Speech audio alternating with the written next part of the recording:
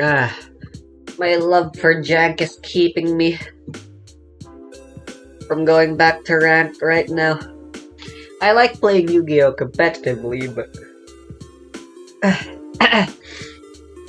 people forget you can enjoy things outside of competition as well.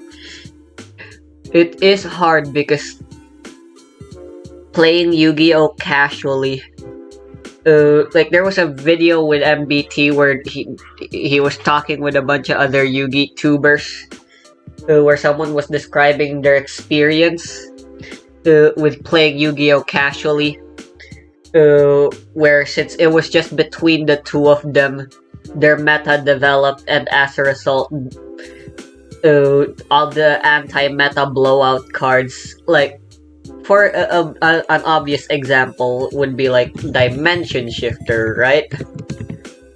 If one player enjoys playing graveyard-focused decks, and the other player, if they wanted to be a fucking dick and didn't want to also just play with their favorite decks, then they'd just be running Dimension Shifter. A single card wins them the game.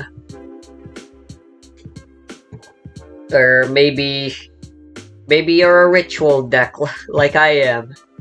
Fucking, I don't know, Megalith. And the opponent decides to bring fucking Molcharmy Perulia just to say fuck you to you while you do your 30-minute bitch ass combo that ends on fucking Megalith full pass.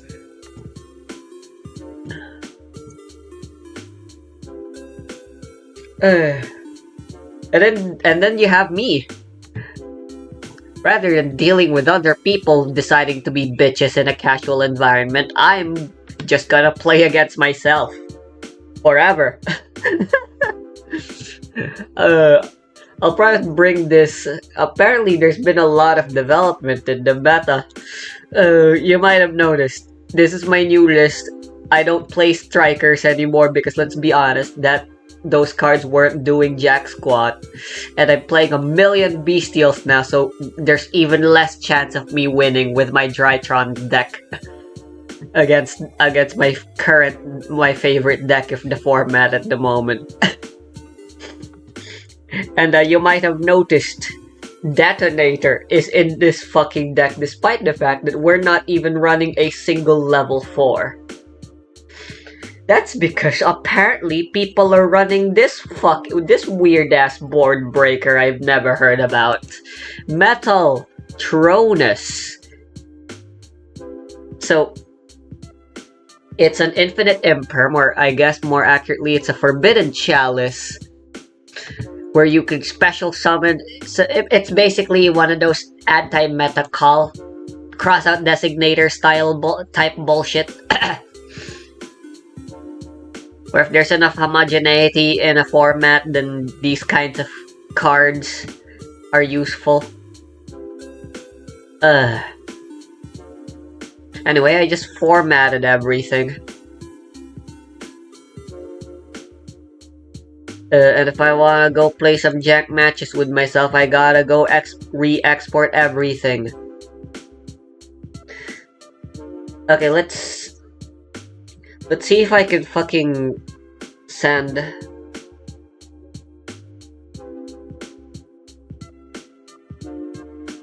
Let me.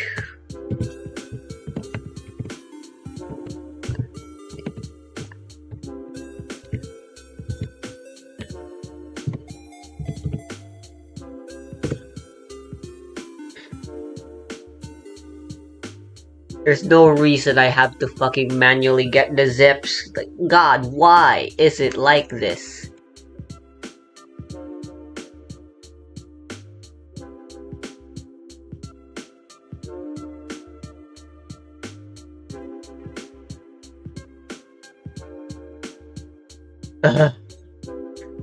Here we go.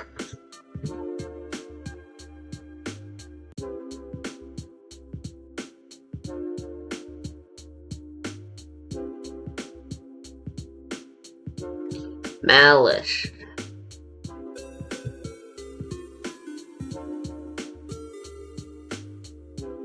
Amazonas. Blue eyes. Let's fucking go.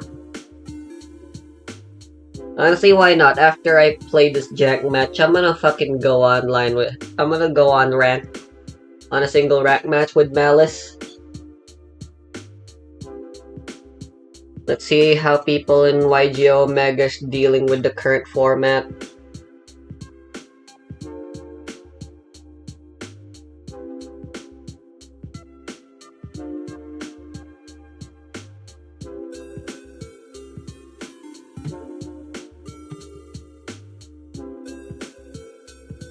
Centurion, I haven't been playing this.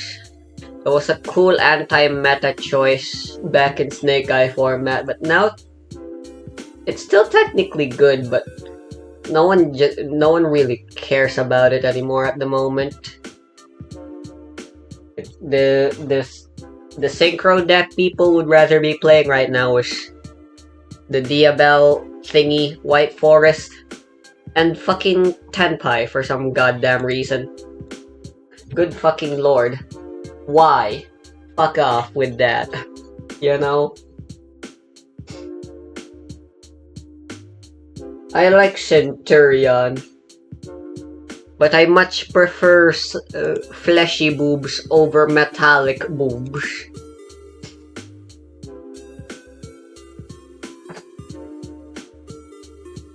Honestly, do I really care about Chain Burn? I really don't get why Chain Strike is fucking limited to 1 in the TCG. In the OCG, it's a 3 and the meta's perfectly fine. Is there actually a reason why this card is at 1 in the TCG specifically? I'd love to know.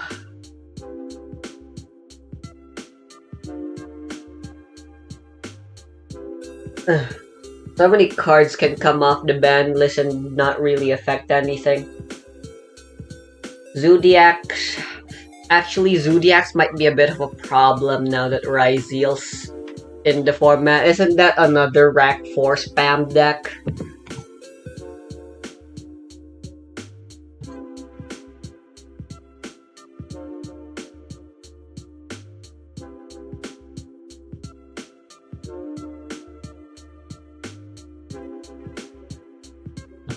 Actually, you know what's funny?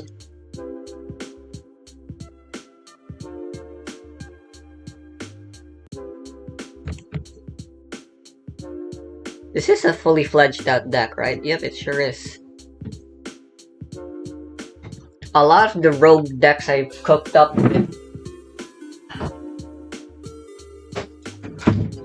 are blind going second decks.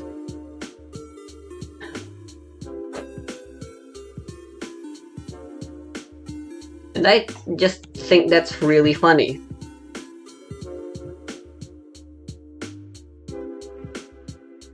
Why would a bad deck want to take the objectively worst position of being the person that goes second? Well, you see, at least having access to the battle phase and that extra card is far more useful than if your opponent just hand traps you to death.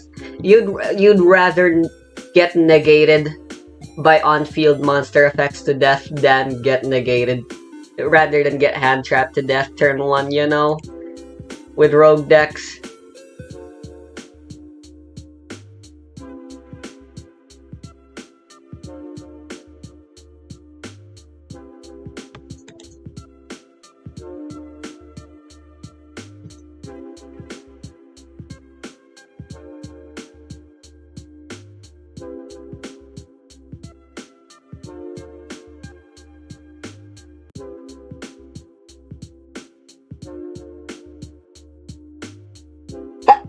Ugh.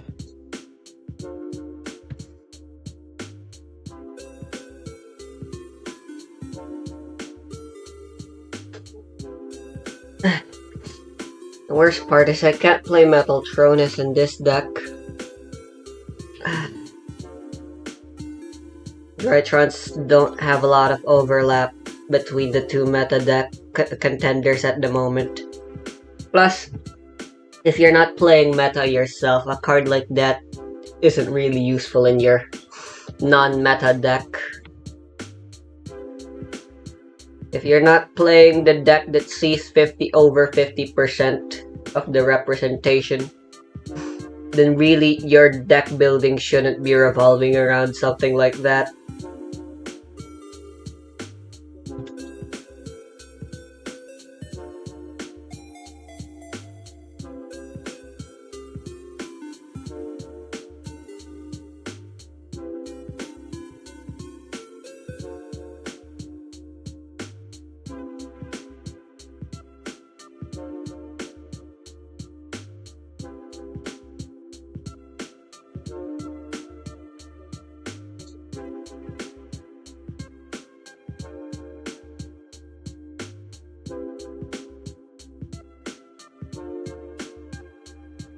This deck's supposed to be cheap.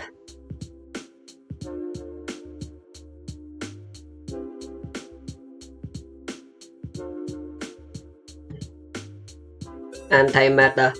Well, I'm sure before Ryzeal came out, and if I chose not to include Ryzeal in this deck, it would still be a budget choice, but with Ryzeal out and with Exo Sister being a rank 4 spam deck, you kinda have every reason to run them alongside the Ryzeals.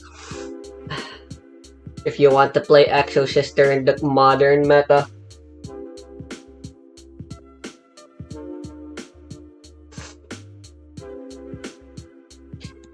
And they're, I think, still a pretty good choice. The fact that Fire King topped and Sky Striker almost got second during Fire King, during Snake Eye format.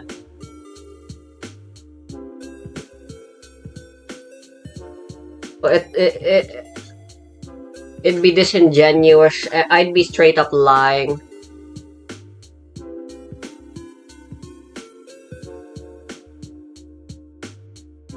if I said you could win with anything.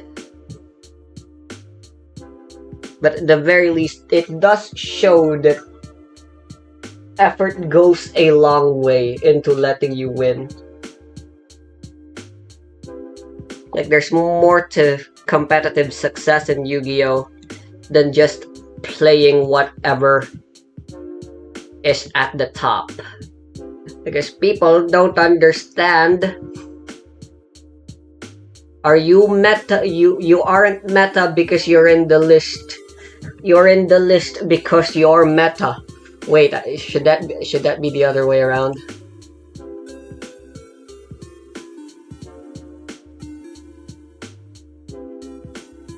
And I haven't even played most of these. Like, I fucking wanted to play Mikanko for the longest time, and yet here I also just remembered. Shadal fucking... let me go put a pin on that.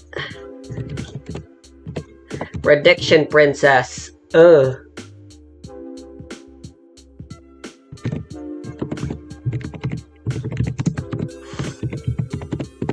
Flip monsters.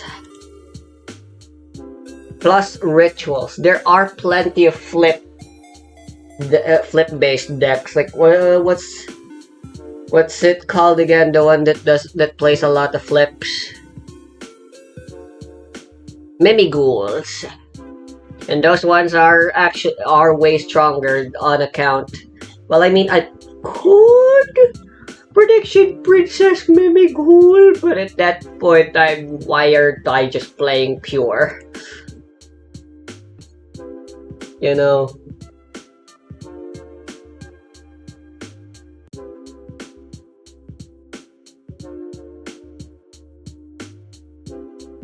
What's with the fucking QR code sizes? Yes, I'm making rogue decks. Yes, I know they're weak.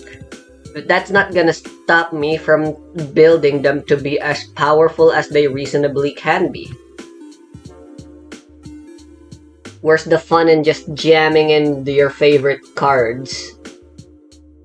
Irregardless of their competitive chances. at victory. Like, that's no fun.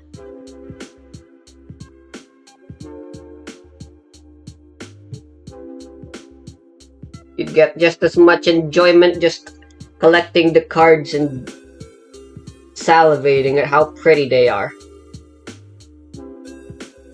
At that point.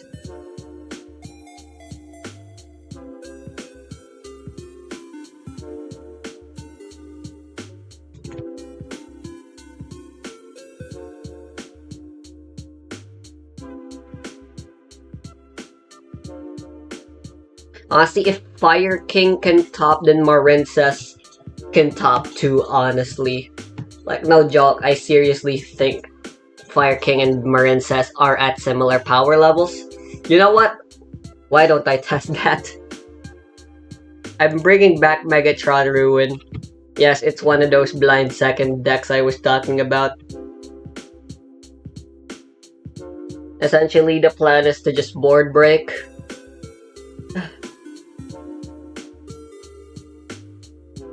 And of course, try to use Ruin for game. Like, board break with any means necessary. And then go for game in that exact same turn.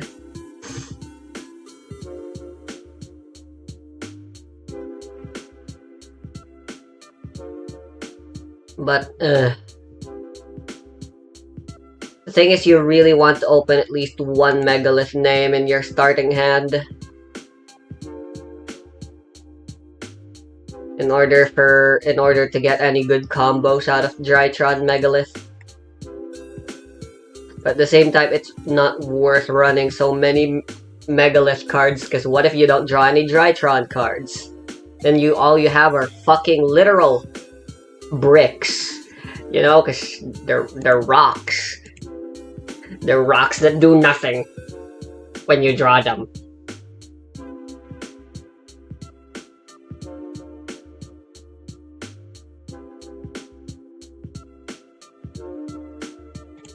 Melodious is fun. No one's playing it, but it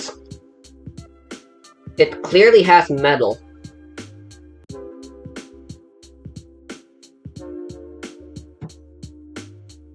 It has the sauce.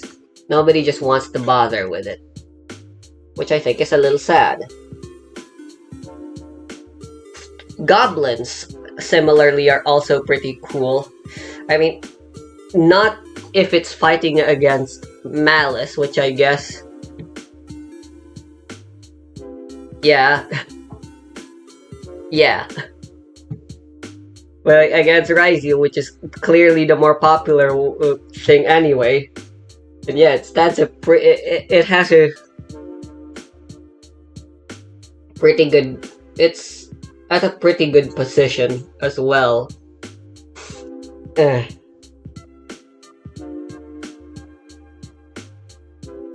Again, I suppose these aren't the types of decks you'd be bringing.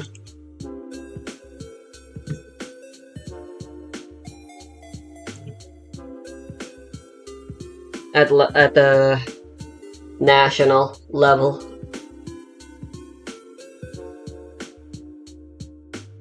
I skipped tier 11. I still think Tier Lament is overhyped at the moment.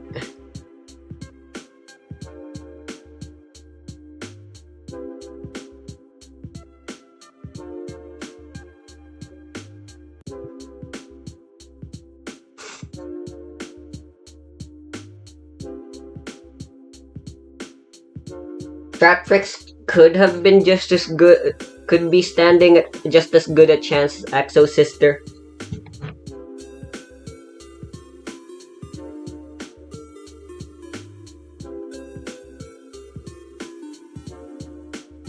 But when I tried out Ryzeal,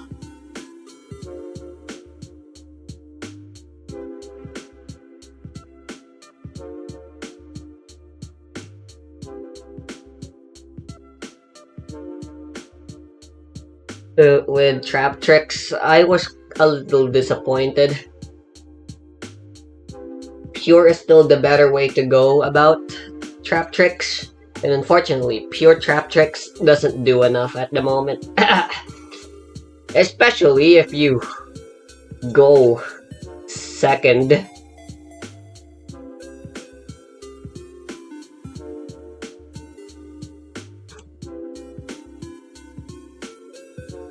I miss playing voiceless.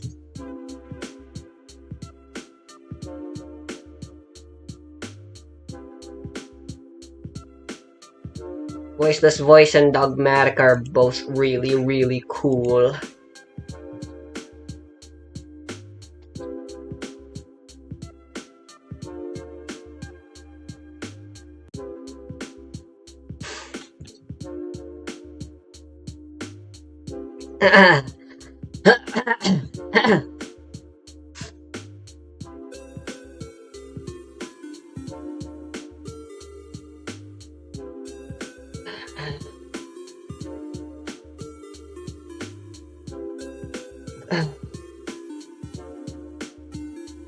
Witchcrafter, I'd say, is on equal levels with Harpies in terms of weakness. At the very least, with a low-powered deck like Marincess or Megalith, you could at least have fun. There's always the minor chance that you can have fun comboing off turn 1 uninterrupted. Witchcrafter and Harpies play incredibly low to the ground, and a low to the ground playstyle only really works if you're like Cash Tira or Fiendsmith, where the few things that they do a lot on their own. What do you get with Harpies? Cyber/Harpy Lady Pass. If you're lucky, you hard drew Harpy's Featherstorm because you can't search this card at all. Well, that's kind of a lie, but it's a bit of a pipe dream to draw this card. And even then, like, what are you gonna do once things go back to your turn? You've got a single monster that only deals 2600.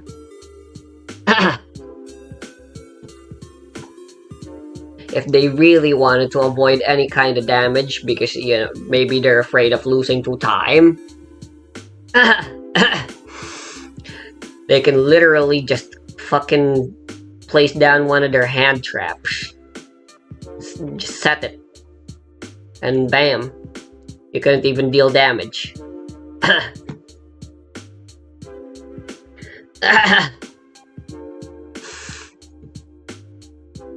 And Witchcrafter, this one's playing with Yasmina and a little bit of the branded package.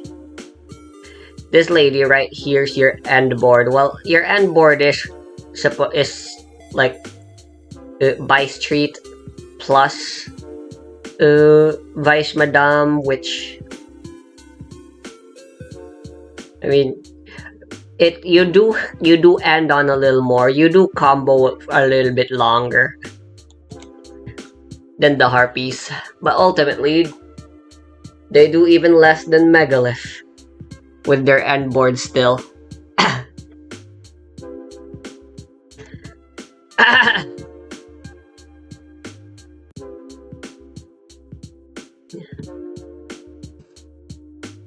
It's not something I think should be something to feel sad about at this point. Who cares if Beatrice's band and Burning Abyss has fallen off? At least they had the opportunity to shine when in a format of their own. Harpies can't really say the same unless we're counting Duel Links, but I don't count that as an actual format of Yu-Gi-Oh!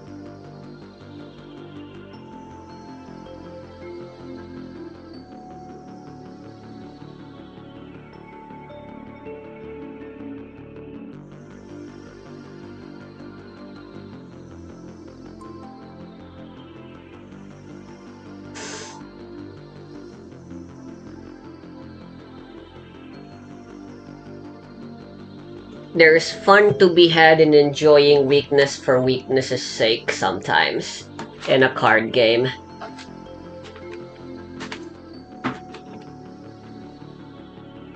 Because at the end of the day, people are living pipe dreams if they think any card game is willing. Like, there's a reason set rotation is a thing that exists.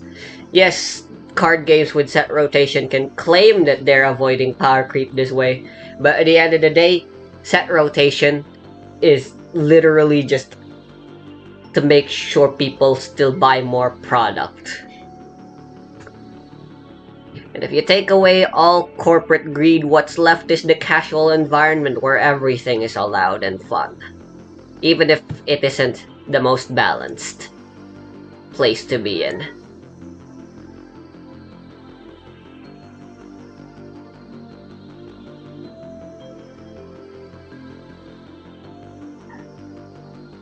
I have way too many decks I want to try out, honestly. Fuck.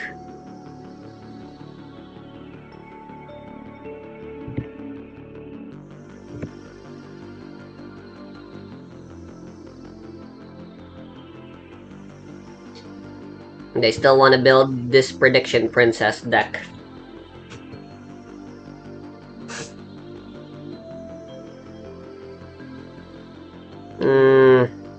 Fuck it. Drytron versus the new Malice Bestial. I want to see how well this build I'm going for is one that can more consistently is one that's supposed to be able to more consistently bring up Ruin. There's only 10 non-engine now instead of 15 in a 50-size deck, which increases the consistency but reduces our overall protectivity.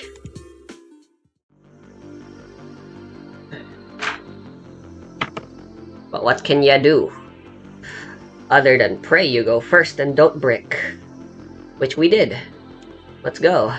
Well, I mean, not the bricking part.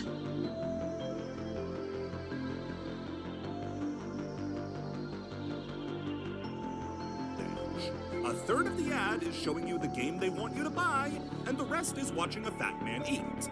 This became the norm for Nintendo during the era. Ads would focus less and less on the game and more on these skits that could sometimes land, but almost always felt interchangeable. Is this an ad for Mario or Gushers? It doesn't matter. Nintendo also tried to change their brand image to be less kiddie, but without changing the games they were putting out, it made it feel inauthentic. Since the Play It Loud campaign was an entirely American effort, they were kinda screwed over when it came to what they had to work with, applying this style of advertising to games where it didn't work at all.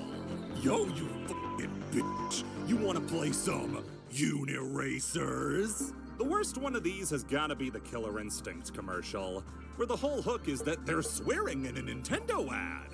Holy same graphics, same moves. It looks like the arcade, man. Arcade, man. This feels goofy even by the standards of the time. With all the cartoon sound effects to censor it out, it's trying way too hard. There was also a big push to make Nintendo street. Like Nintendo, the multi-million-dollar gaming company, was this underground anti-authority thing. The company that will sue you into the dirt. Anti-authority. You had grunge, you had skateboarding, and you had Yoshi's Safari. They used music by the Butthole Surfers in their ads while showing graffiti of Mario wearing shades and a gold earring. If we don't kill him now, he's gonna start rapping, "Luigi, it's time to step up as a brother, pull the trigger." Even when the rare ad does work, like this one of a guy covered in fighting game tattoos, as soon as the Nintendo logo pops up, I'm pulled right out. Man, Nintendo is a lot of things. You can argue if their games were better than the Sega games, but one thing Nintendo is not is cool. That's fine. Nintendo doesn't have to be cool. But by trying to be as cool as Sega, it showed off how lame they could be. Ironically, Nintendo just did what Sega was doing, but did it worse. Sega put itself in direct comparison to Nintendo and managed to pull it off. Meanwhile, Nintendo put itself in direct comparison with Sega, and the difference couldn't be more obvious. If you want maybe the only example of this advertising tactic working, that was on their original Donkey Kong Country commercials. These had the edge Nintendo wanted, but way more importantly, it played into the strength Nintendo had on their side. They talked up Fuck how me. the game looked Right and in the also balls. putting down Sega, saying this was possible without any of the add-ons that were choking the Genesis. You just had to plug it in and play the best-looking game on the market. There were no skits. It was a majority gameplay.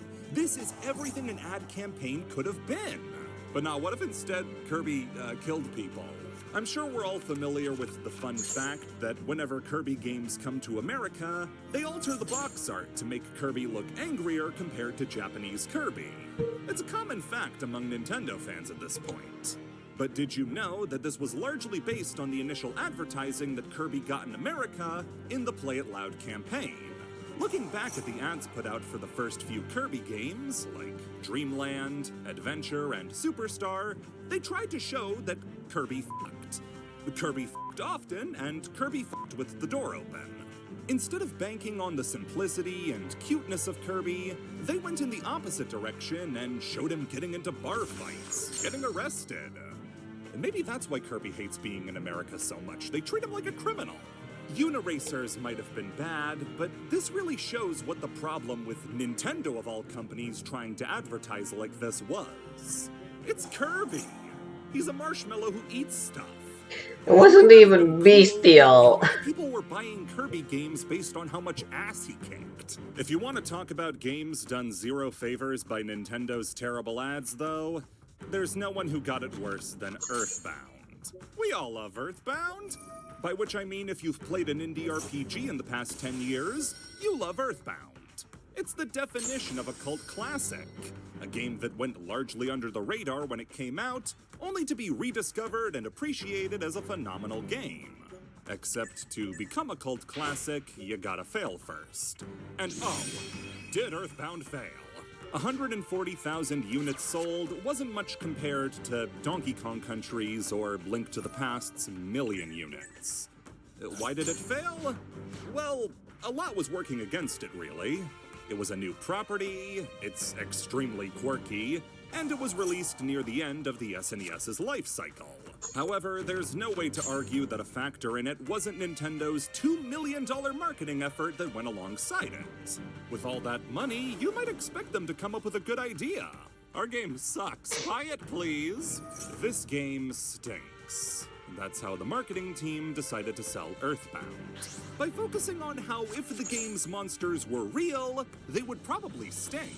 I fucking guess. Earthbound was called the first ever RPG with B.O. And playing this game was like playing a fart.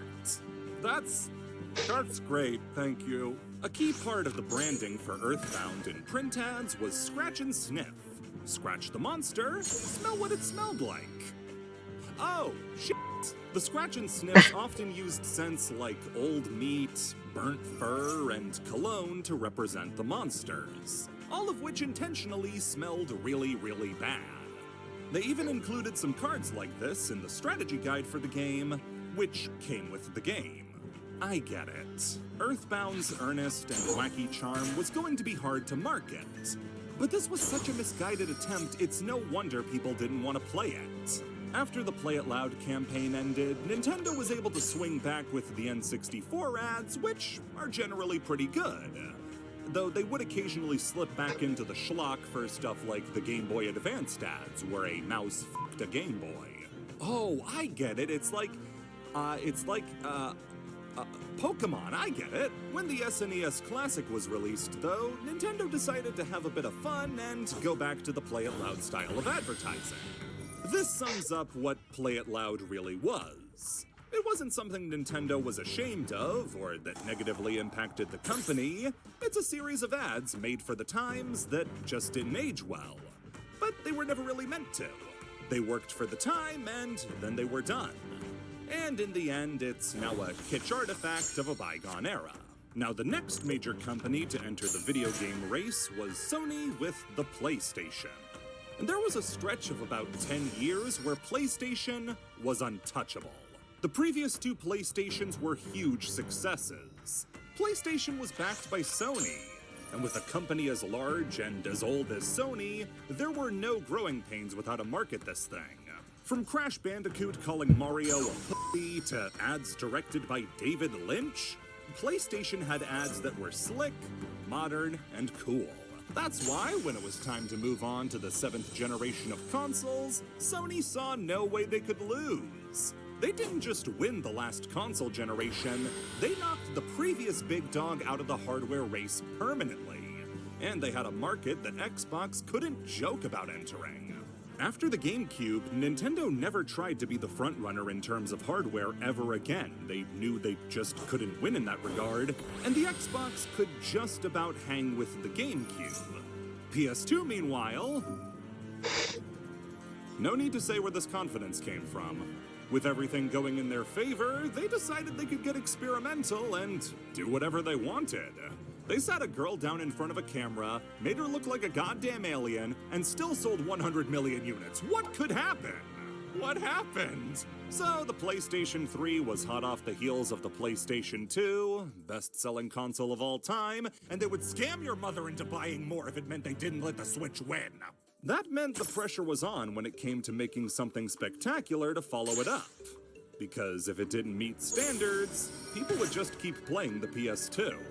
In 2006, at E3, Sony would unveil the new console and fans were mortified. The thing had backwards compatibility and could play Blu-ray discs, sure, but was it twice as good as the PS2?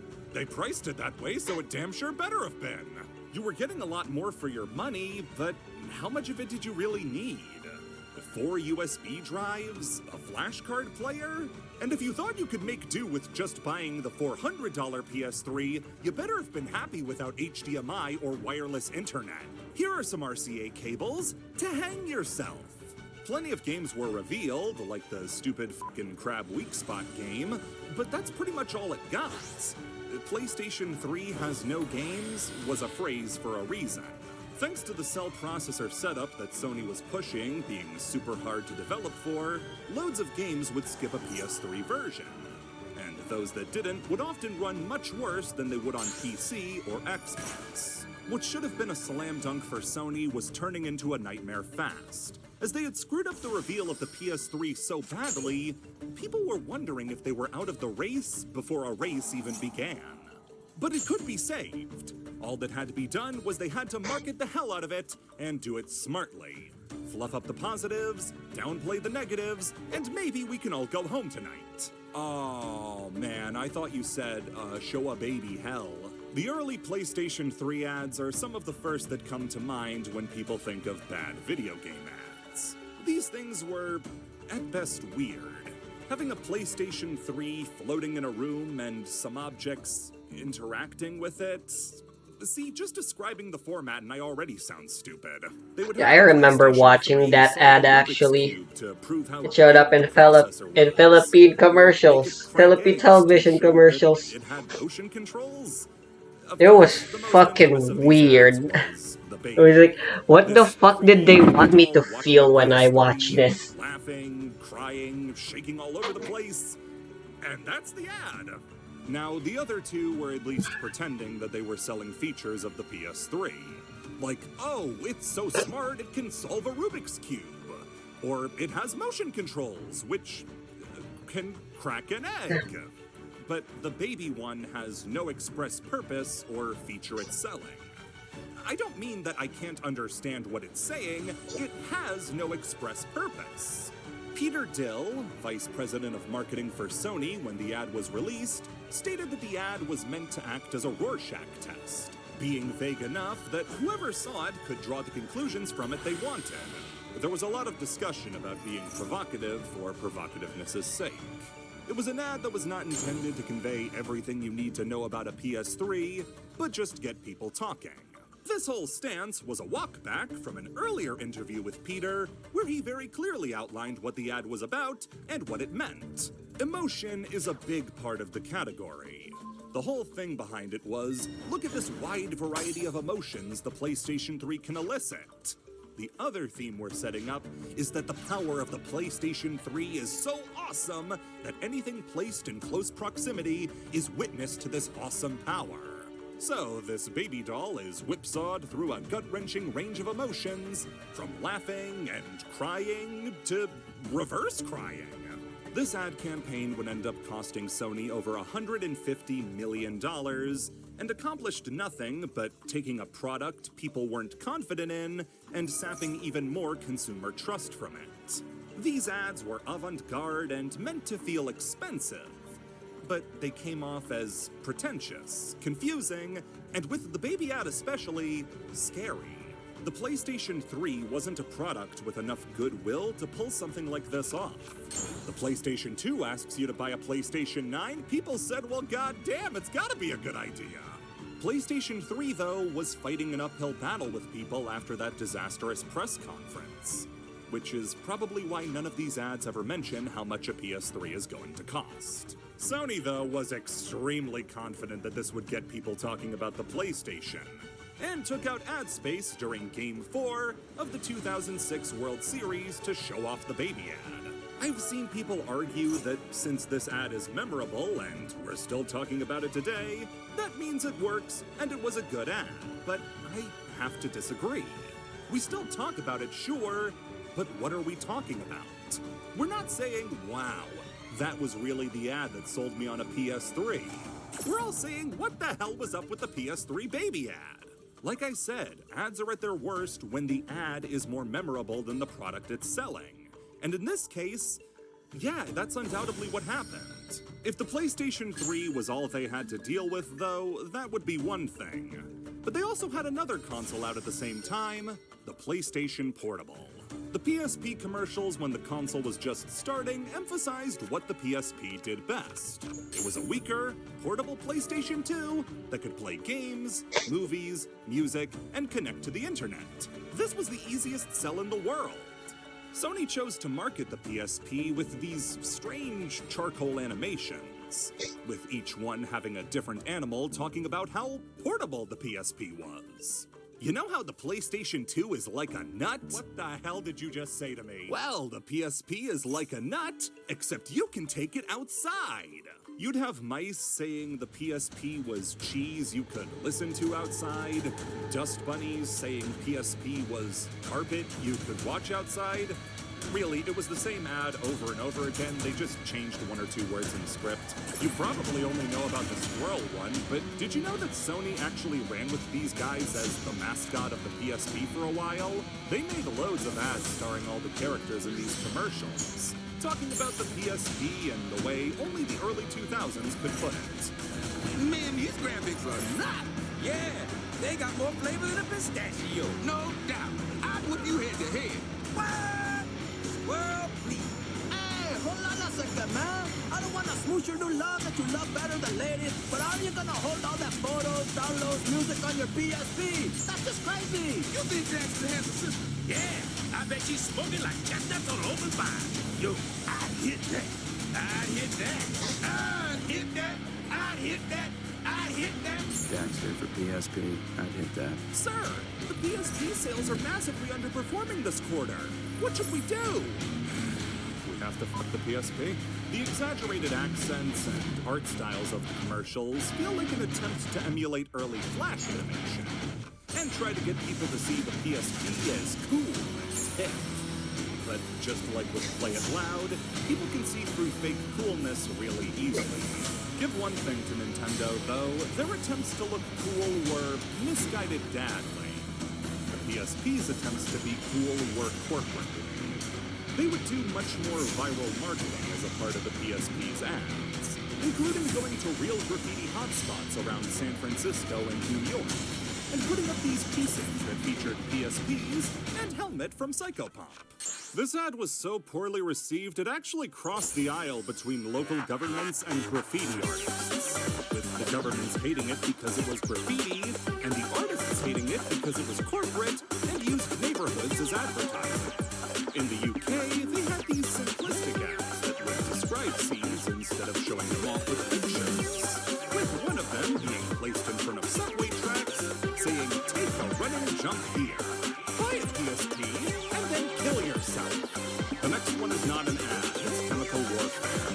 So do you remember when something going viral was one guy kind of making an ass of himself? Well, Sony wanted to manufacture that sort of grassroots viral video with All I Want for Christmas is a PSP.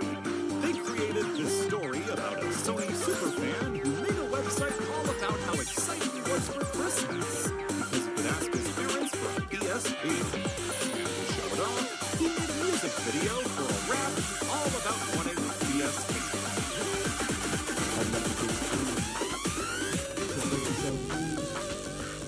It's all in my dreams. It makes me wanna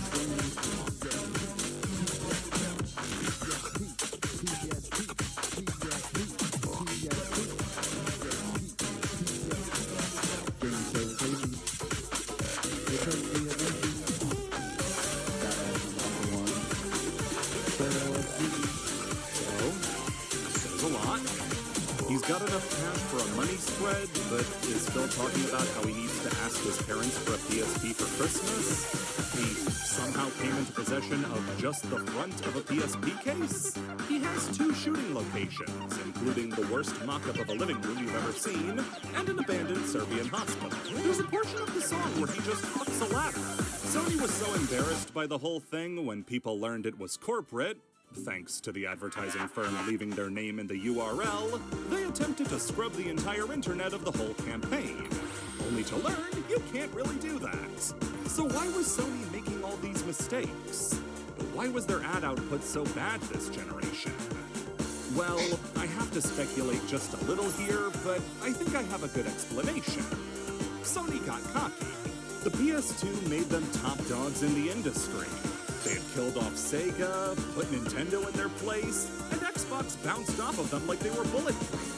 When it came to pricing the PS3, we could charge whatever we want. We made the PS2. We could show a squirrel fucking Dexter, and they'll still buy it. We made the PS2.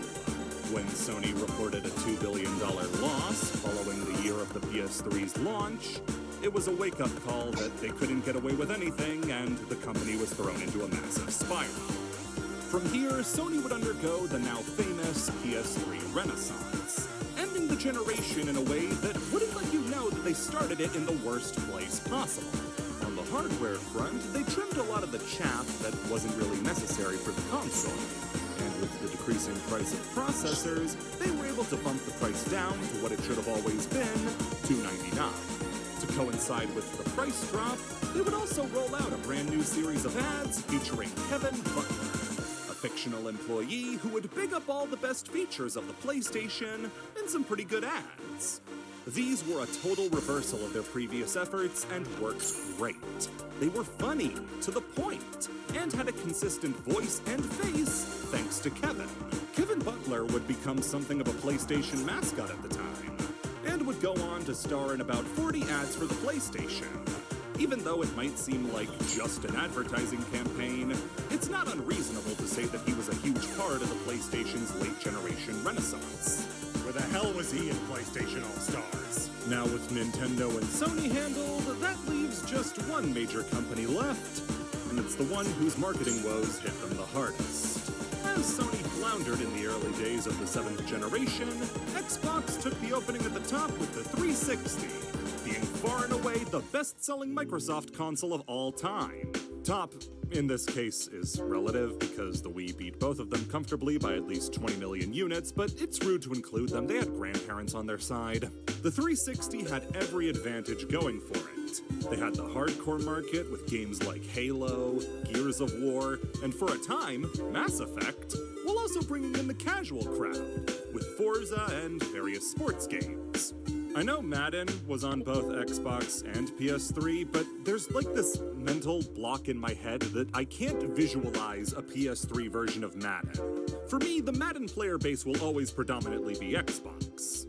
As well, since the infrastructure of an Xbox is so much closer to a PC's than the PlayStation's was, ports of games to the Xbox would usually run much smoother and were more likely to get ported in the first place. After the original Xbox struggled to stay afloat against the PS2, the 7th generation truly belonged to the Xbox. At least until the end, when Sony got their groove back thanks to Big Kev. and Microsoft started to get a bit distracted. See, Xbox had caught wind of an interesting statistic, that a large amount, bordering on a majority of people who used Xbox, weren't primarily playing games on it. Yeah, the Xbox didn't just have games, it had internet browsing. It could play TV, movies, music. It was like a nut you could play with outside, indoors. This was an extremely interesting development to Microsoft, as they realized that an Xbox didn't have to just be a console that played games anymore. In fact, it didn't even need to be the primary function of the console at all. Xbox could evolve from this brand that's only recognized for its video games and become an entertainment hub. You want to watch movies? Turn on the Xbox. You want music? Xbox. TV shows, internet videos, news, Xbox, Xbox, Xbox. Microsoft had gotten the idea in their head that Xbox could essentially siege the whole living room and become the only thing short of a TV you would need for entertainment. Have you ever wondered how Xbox could screw up a name as bad as they screwed up Xbox One? Well, it's because Xbox wanted to be the one. The one-stop shop for any sort of entertainment. The Xbox One would be revealed on May 21st, 2013. The Xbox One reveal was the worst console reveal of all time. This event, called Newcastle, is where I would consider this campaign to begin, and is where I get to play linguistics to make up for the fact that this doesn't really sound like a traditional marketing campaign. Yes, this one isn't as much dissecting bad commercials and print ads like the other two, but it's undoubtedly a campaign to market what they wanted the Xbox to be.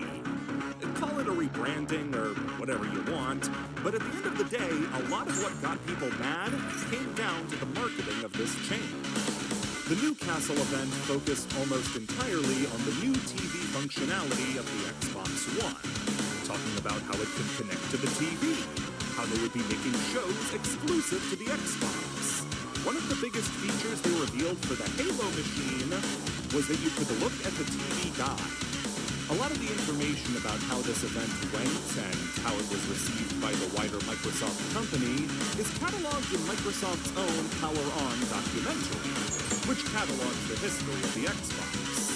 This is a shockingly frank documentary for what was essentially an ad for the Xbox Series X, as they don't hold back and tell people that, yeah, we messed up the reveal really, really badly. People working inside of Xbox, like Bonnie Ross of 343 Industries, Mike Mika of Digital Eclipse, and Xbox's own ambassador, Major Nelson, were aghast at the presentation, as they had gotten gamers' hopes up for the next Xbox, and then sold them a new cable box. This wasn't just a terrible move in retrospect, but also at the time, because 3 weeks after the Newcastle event would be E3. You have the chance to reveal the console, focus solely on games, with maybe a side course about how great it will be for entertainment. Instead, they got it completely backwards, and made the whole thing about how you could watch The Price is Right, while briefly saying, oh yeah, and the new Madden is coming out. This is dog worrying if their owner is going to come home from the store marketing. Of course it is! Of course there's going to be new Madden on the Xbox. You don't have to tell us that. I think I have no choice but to play Bestial right away because if I wait for a Drytron name to show up and annoy them, by the time, because I'm choosing to wait until I summon vanities here before I commit, and that'll be too late by now. So let's go bring Bestial out right away. Bestial is our out to vanities after all. This is how you make the rogue deck cry. Revealing new Killer Instinct, Halo, and Dead Rising games, as well as new original titles like Rise, Son of Rome. And only spent a little time in every reveal talking about some stupid smart glass thing that nobody used. It had almost gone well. right at the end, they revealed the price. I'm excited to announce that Xbox One will launch this November in 21 markets around the world at $499 in the US, 499 euros in European markets, and 429 pounds in the UK. This was a massive amount for a console that so many people were still optimistically cautious about. But it's what got revealed after the show that undid any good that had been done. Nearly back-to-back, we learned that the Xbox One would require a constant internet connection to work. It was bundled with the Kinect by What I'd give for a nightmare right now. and you weren't even allowed to share games between friends. Well, that was a good run. Let's try again next company. All of Xbox's goodwill had bled out, especially after Xbox CEO Don Matrick responded to what fans were supposed to do if they didn't want an always-online Xbox. So that, to me, is a future-proof choice, and I think people could have arguably gone the other way if we didn't do it, and fortunately we have a product for people who aren't able to get some form of connectivity. It's called Xbox 360. Right. Fans were scorned, angry, and more willing than ever Oh wow, to listen Baldrake to what does nothing. Sony had to say. This is how you share your games on PS4.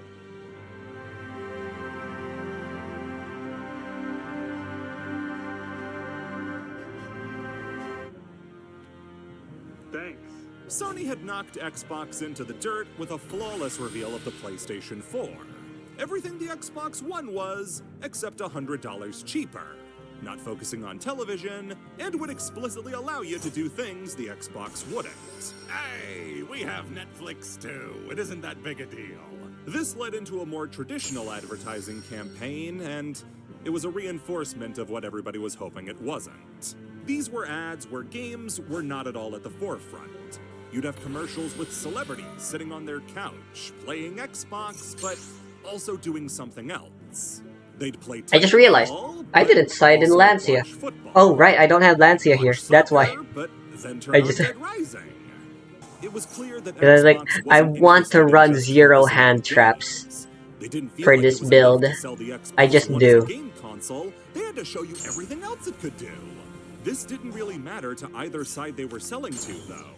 Gamers didn't want TV, and the average consumer didn't want an Xbox. They saw it as a game console. It might be able to play TV, On impermis, but I they're have only out feelings here, for that and even console. then, So I can negate that. Xbox that does that, but for $500.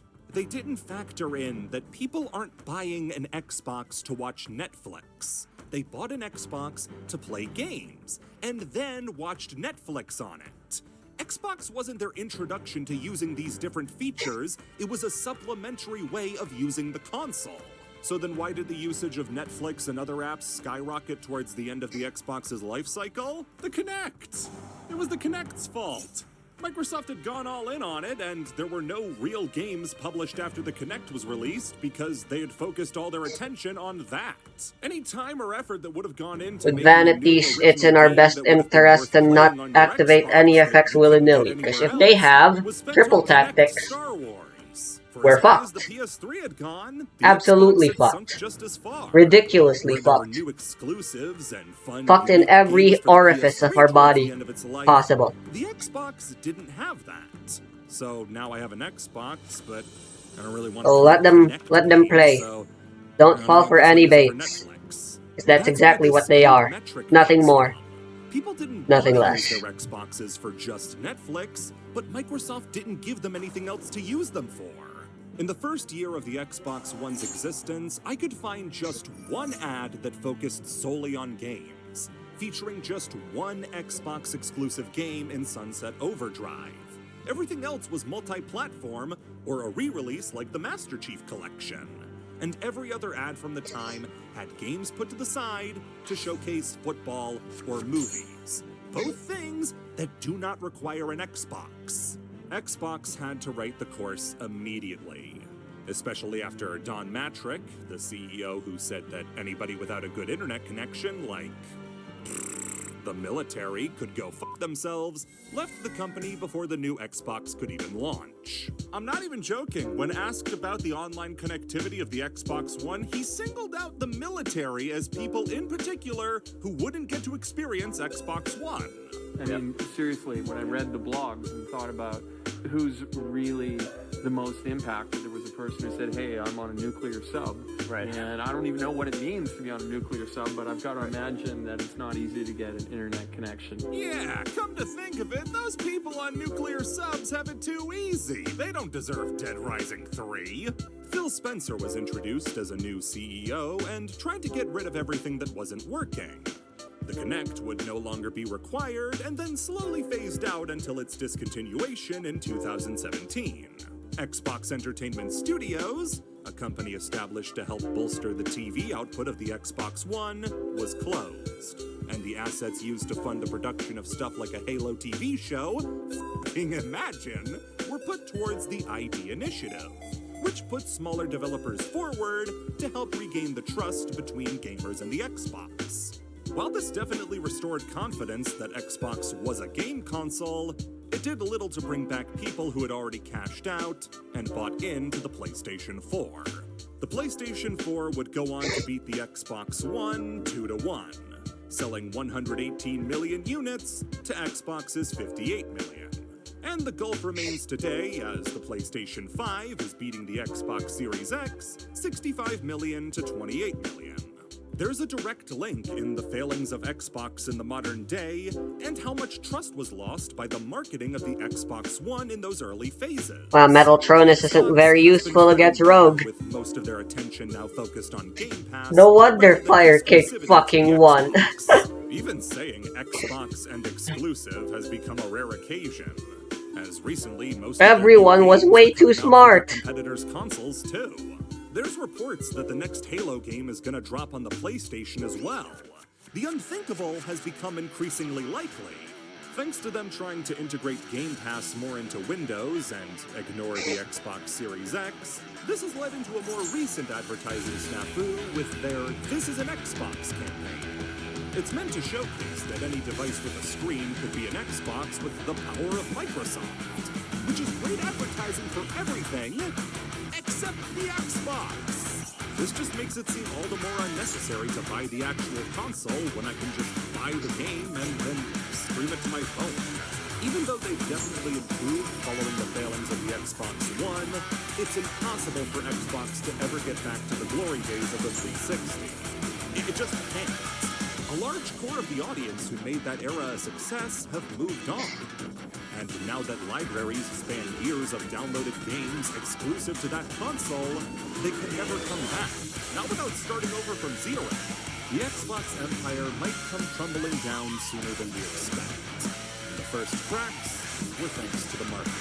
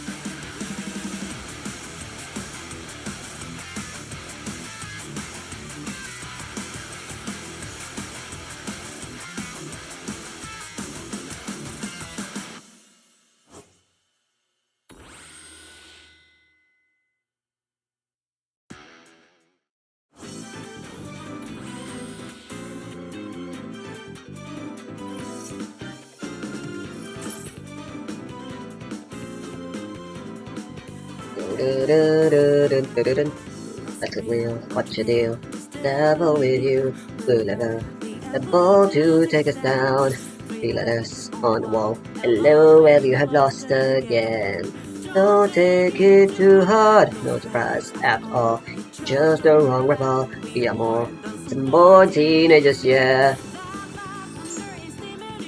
What's your wise choice?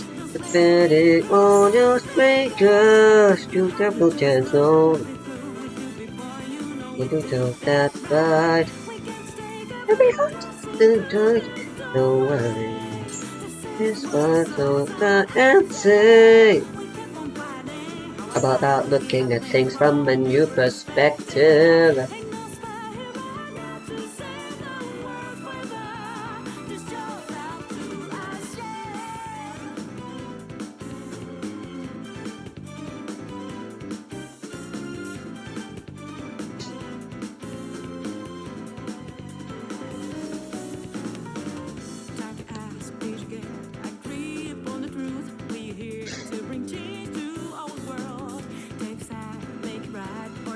Get out of the way right now. You cannot stop us.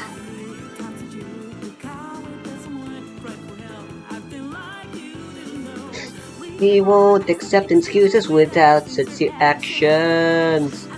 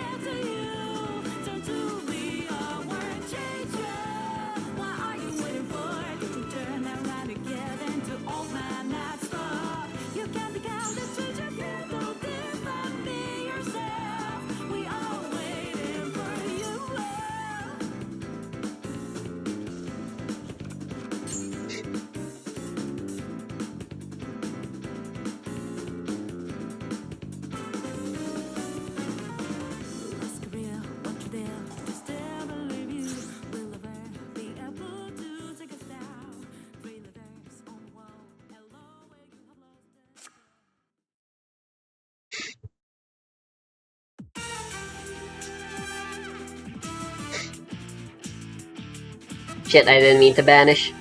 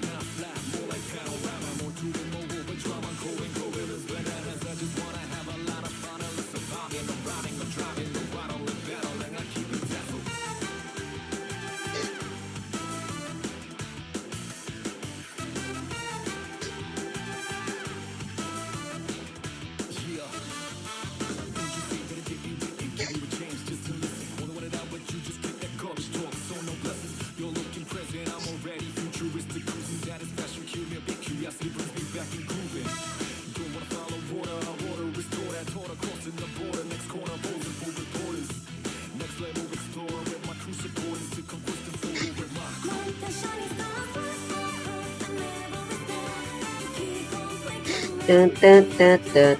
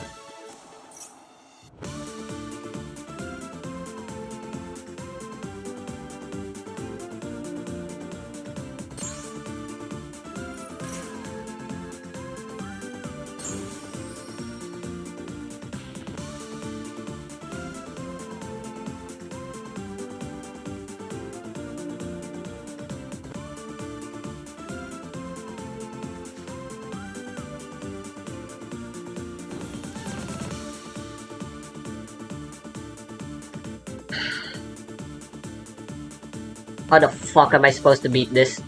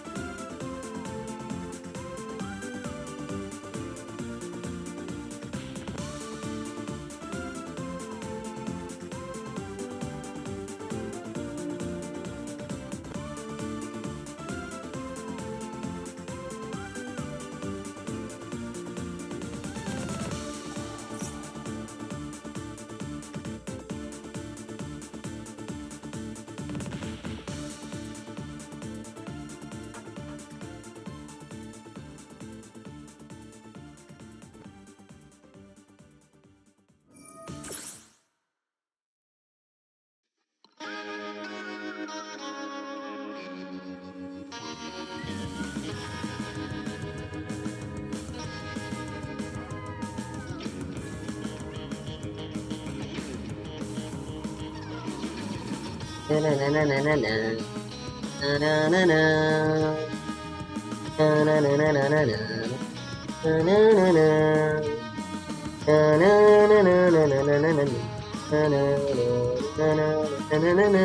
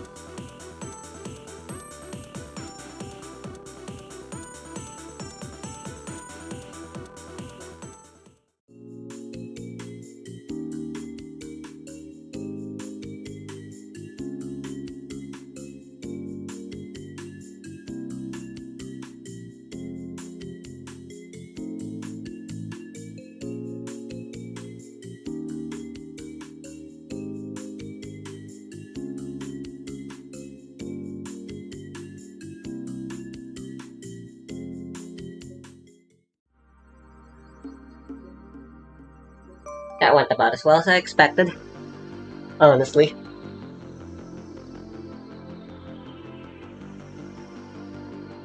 Ugh.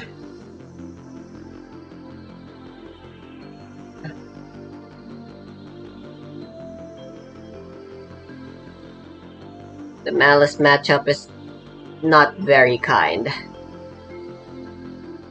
I guess you could argue that's the strength of Megatron. We have Earth monsters in the grave. Who am I fucking kidding?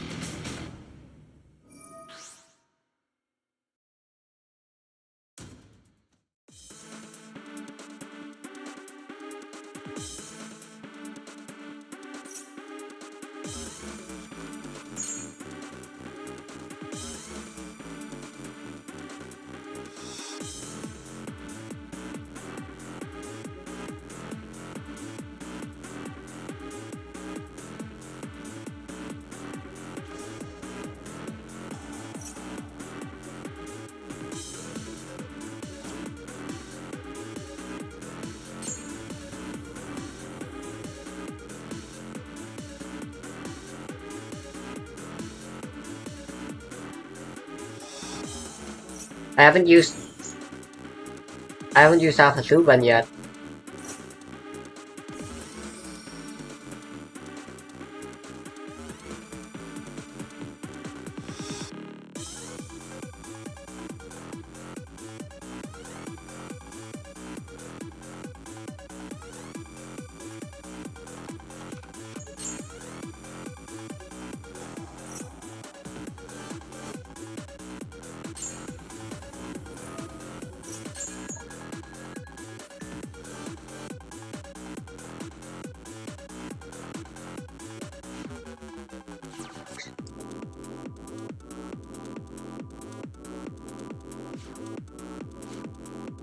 That's an awful draw.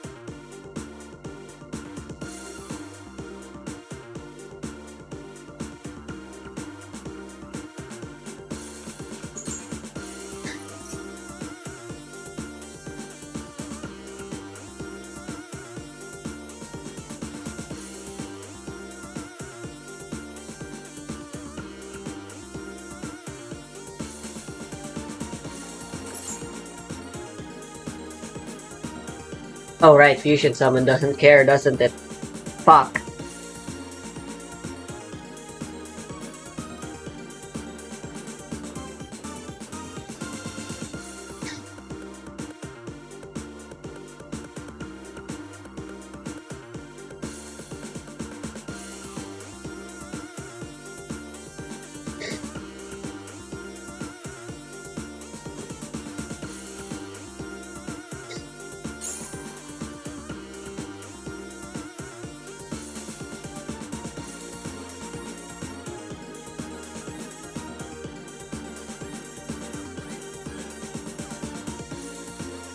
I mean, this still stops the combo.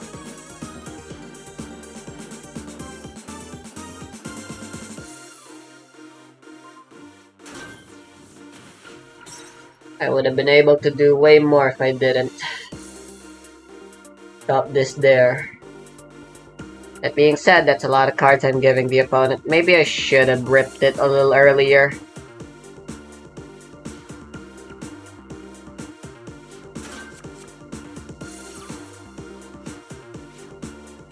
Yeah, wow.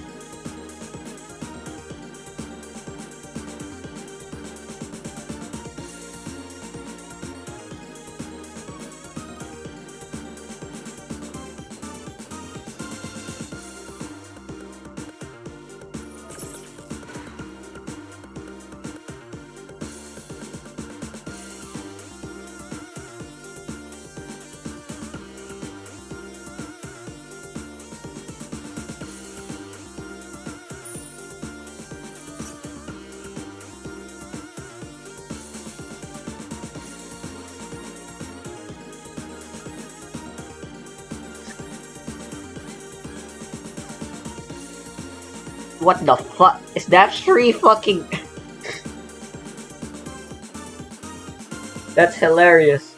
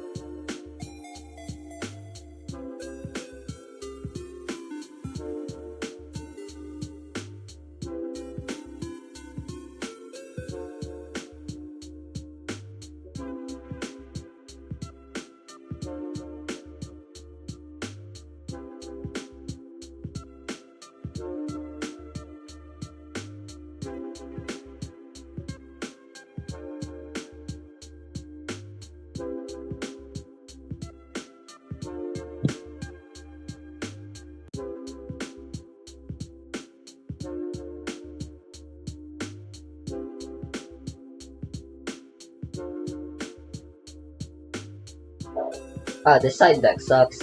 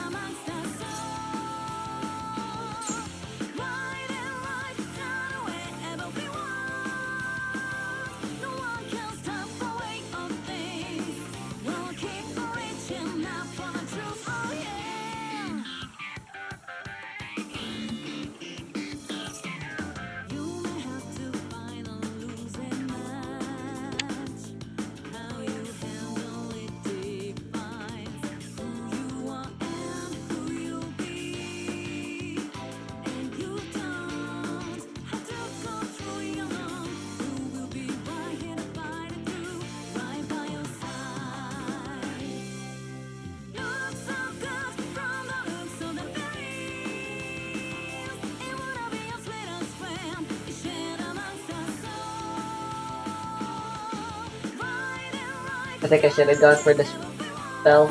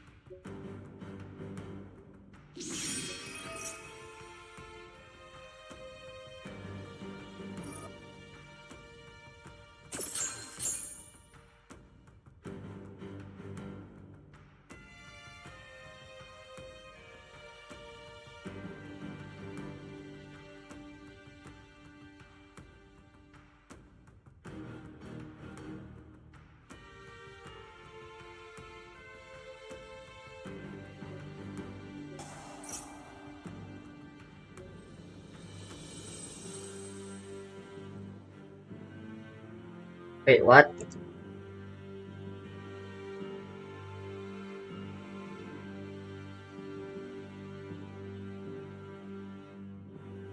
Oh, only activated effects. My god, I'm stupid.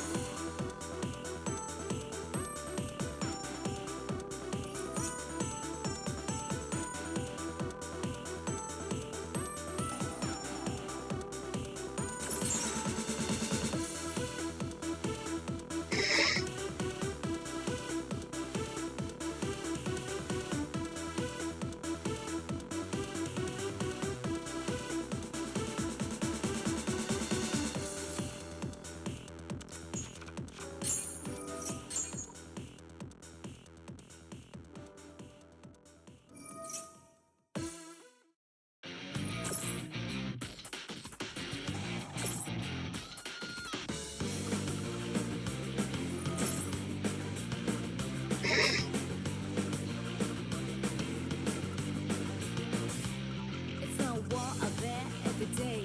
You can't hide from me. You gotta pray for the rules. Pretty cool, got an out in the face of this out street. When your friends and boss become like on the face of it, they miss the history, but they fight all the place in it. Yeah, they fight all the place in it. Had it bad at times, they just had to let us by. I know it's natural to say, but there ain't no other way. So step on up to the plate. Need your faith, what can spin on into the light of earth. Step on up to the plate. 'Cause this ain't no game. It's time to make history, yeah.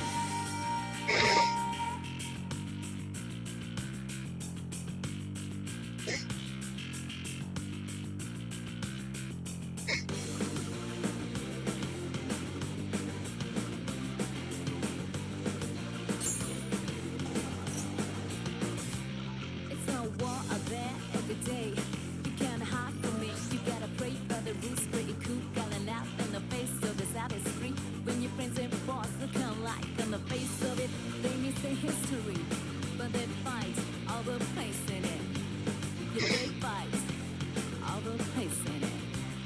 Had it bad at times, they just had to let us by. I know it's not supposed to say, but there ain't no other way. So step on up. I don't think we need to continue playing this.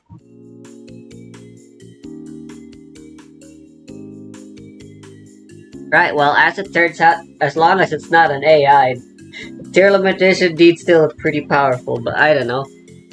That was against Drytron.